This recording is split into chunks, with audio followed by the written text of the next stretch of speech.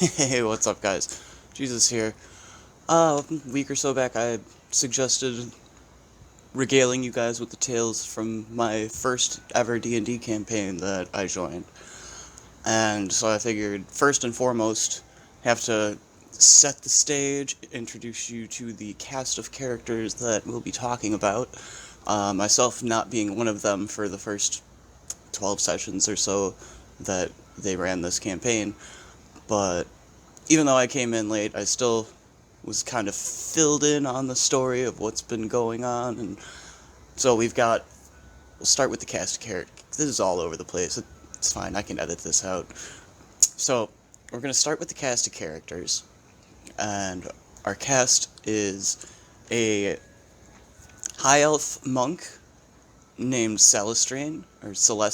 We never really quite settled on the exact pronunciation. One of those.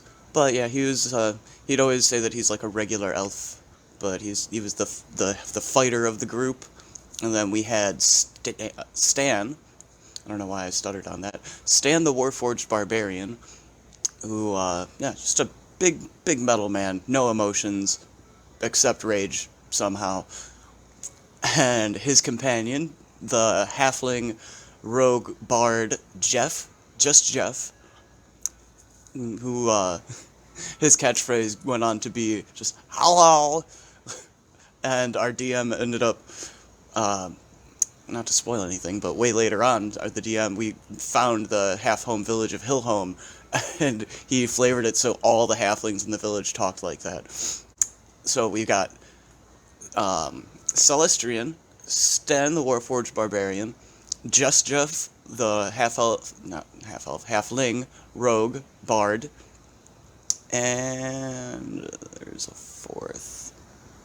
Ah, yes, Don Germain, the Red Dragonborn fighter/wizard, who hails from lands far off and very close to the chest on his past and where he comes from and all that shit. So we got the four of them, and then after a few sessions, our DM kind of created a DMPC to help the party out and guide them along a little bit, you know. So that's our cast of characters. I come in later on. For the first dozen sessions or so, they start on all being, God, all these like false starts. I think I'll edit this out later. It's fine. So everybody gets assigned a job, like individually. Well, except for like Stan and Jeff, I think they're companions, so they got tasked by an individual. These people all got tasked with the same job, and when they met at the place where the job was, I think it was like a forest or something, they were tasked with finding this magical item. It was some book that caused madness on anyone who gazed upon its pages and forced them into servitude of the mad god Cyric. And so they find the book in this cave inside of this forest, and the book is currently possessing a dwarven cleric named Bellathor. That's the DMPC.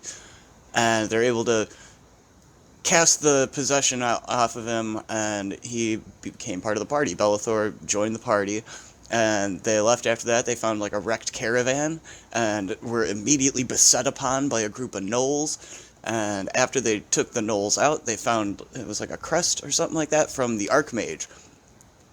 Or, I can't remember exactly what it was. They found some kind of clue leading back to the Thieves Guild in the Dwarven city that I'm not even going to attempt to pronounce.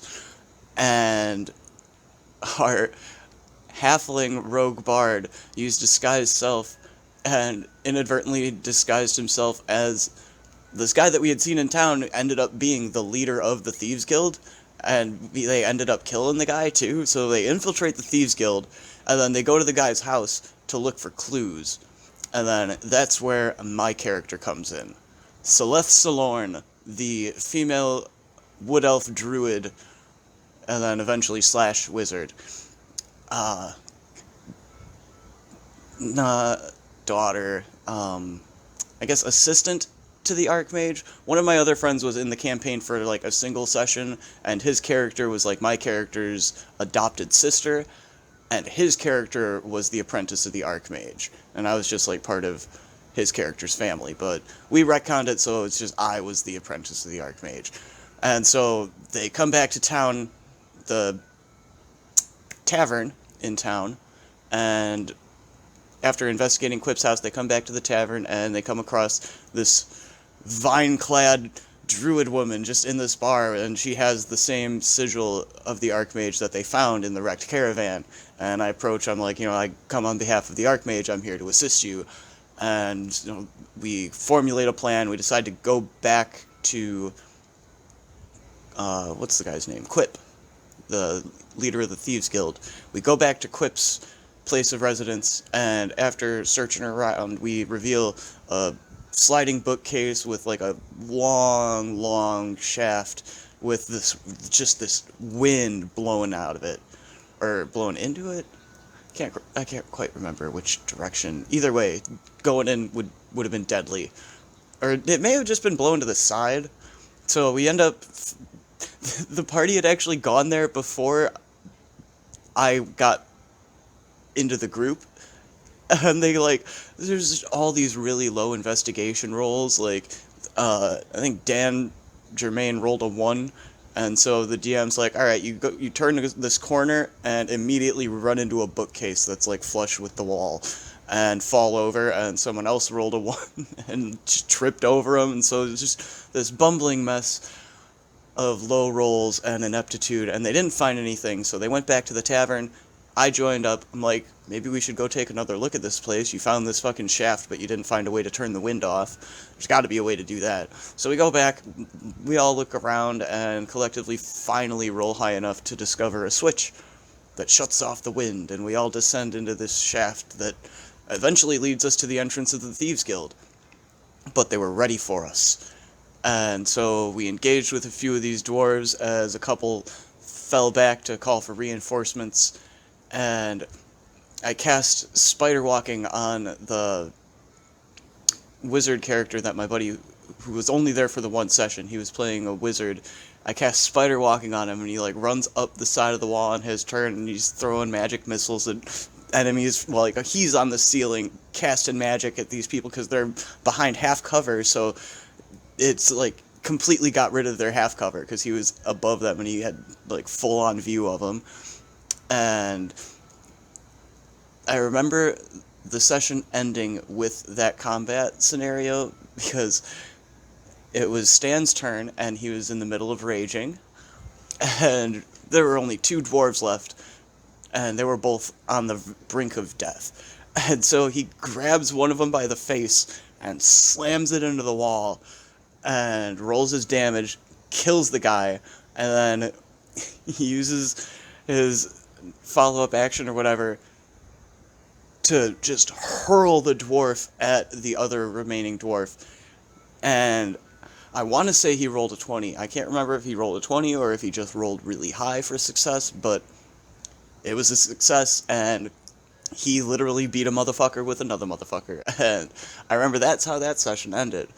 I can remember it bookending really nicely. My first D&D session, it started with a hilarious bunch of low rolls and ineptitude and laughs, and then it ended with a series of high rolls and really satisfying combat. And props to the DM for the way that he narrated everything, too. He really kind of paints a picture. He does a better job than I'm doing in this recap. Maybe it'll get better as they go along, but I think I'm going to keep these videos to a session-by-session basis.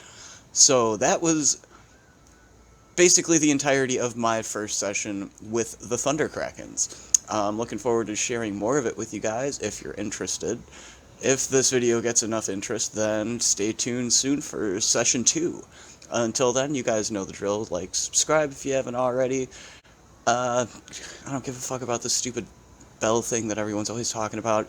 You don't need to be notified. You'll know. If you like the videos, then you watch the videos. You check the channel occasionally to see if new videos are up. You don't need constant notifications anytime I happen to upload something. So fuck the bell. Subscribe if you want. Anyways, I'll see you guys next time.